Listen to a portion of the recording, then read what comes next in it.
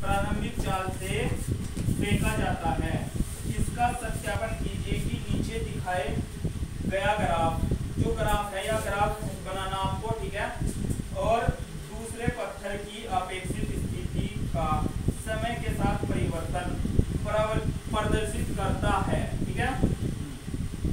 वायु के प्रतिरोध को नगण्य मानिए। देखो जैसे आपने देखा था यहाँ जो इस वाले पहले सवाल में जो ग्रेविटी थी और चाल, ग्रेविटी और चाल दोनों जुड़ रही थी नहीं, तो अगर कोई पानी बह रहा उसमें आप उसके विपरीत चलोगे या उसके साथ चलोगे तो उनका भी बढ़ेगा, बढ़ेगा या नहीं बढ़ेगा। तो जैसे चाल के साथ साथ चलोगे तो थोड़ी चाल बढ़ जाएगी। इसी वक्त उसने इसीलिए वायु के प्रतिरोध को क्या कह दिया, वायु के प्रतिरोध को क्या है, नगण्य मतलब जीरो मानिए। क्योंकि जब आप गोली छोड़ते हो तो गोली बताया ना कि हवा का उसमें वेग चलेगा, थोड़ा सा डिफ्लेक्शन होगा, इसलिए इसने पहले ही कह दिया कि वायु का जो प्रतिरोध है वो नगण्य है, जीरो है। यह मानिए कि जमीन से टकराने के बाद पत्थर ऊपर की ओर उछलते नहीं है, ठीक है। अब जमीन से अगर पत्थर टकराएगा तो जमीन ऊपर को उछलेगा या नहीं, पत्थर थोड़ा बहुत भी नहीं, क्योंकि पत्थर बहुत भारी हो सकता है भाई। अगर बॉल होती, बॉल का तो मानते नहीं उछलेगी वो, अब उसने कहा टकराने पे पत्थर नहीं उछलेगा, तो इसका मतलब एकदम से क्या हो जाएगा, जीरो हो जाएगा। समझिए इस बात को कि उसकी जो चाल है या जो उसकी स्थिति है एकदम से क्या होगी, टकराने के बाद जीरो हो जाएगी। ये समझ लीजिए इस बात को।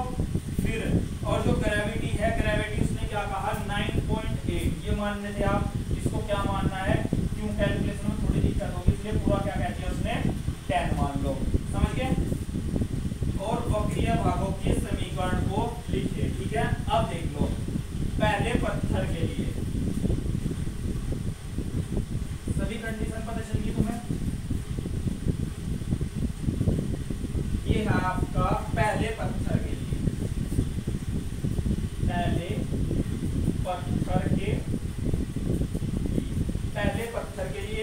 पहले पत्थर के लिए जो वैल्यू है आपकी पहली होगी u1 इक्वल टू 15 मीटर पर सेकेंड, 15 मीटर पर सेकेंड। और जो a त्वरण या फिर आपका ग्रेविटी फील्ड होगा वो कितना कहा उसने 10 मीटर पर सेकेंड स्क्वायर, ये लेना आपको मीटर पर सेकेंड स्क्वायर, ठीक है। फॉर्मूला है इसका,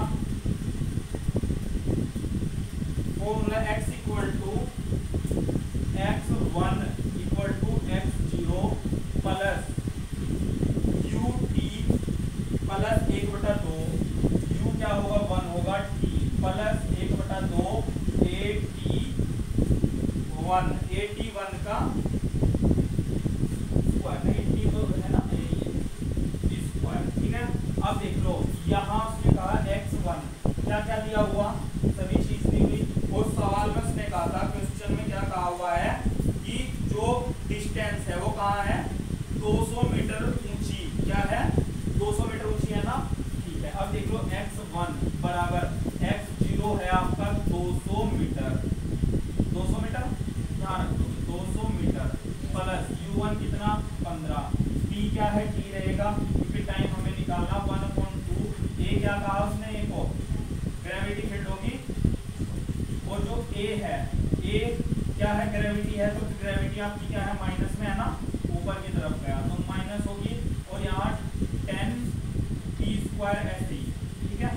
यहाँ उसने कह दिया क्या ये टकराएगा, जब वो ऊपर जाएगा या फिर टकराएगा, यदि जब पहला पत्थर पृथ्वी से टकराता है, जब पहला पत्थर पृथ्वी से टकराता है तब क्या होगा, x1 इक्वल टू मिल जाएगा है ना, x1 इक्वल टू 0, x1 0 हो जाएगा, यहाँ 0 बराबर 200 प्लस 15t माइनस 1/2 से आपने से कट कर दिया, यहाँ कितना आ गया 5t स्क्वायर है ना।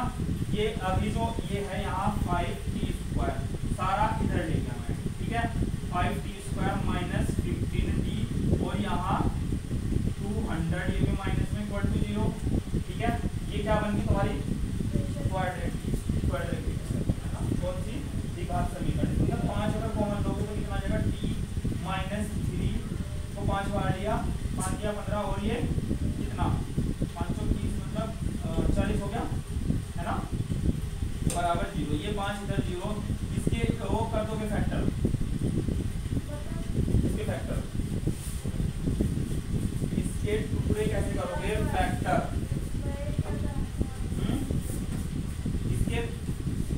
इसके फैक्टर क्या होंगे बताओ, इसके फैक्टर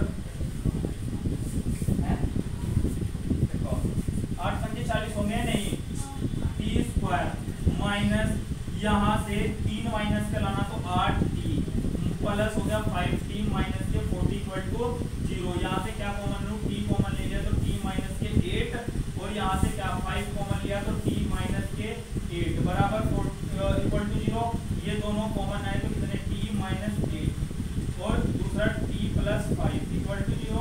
यहाँ से क्या आएगा बताओ, दोनों एक बार इसके बराबर 0 लिया आपने, एक बार इसके, तो t तो आ गया आपका प्लस में और एक टाइम आया आपका नेगेटिव में। अब जो नेगेटिव वाला टाइम है वो नहीं होगा t, ये प्लस वाला होगा 8 सेकंड, t आ गया।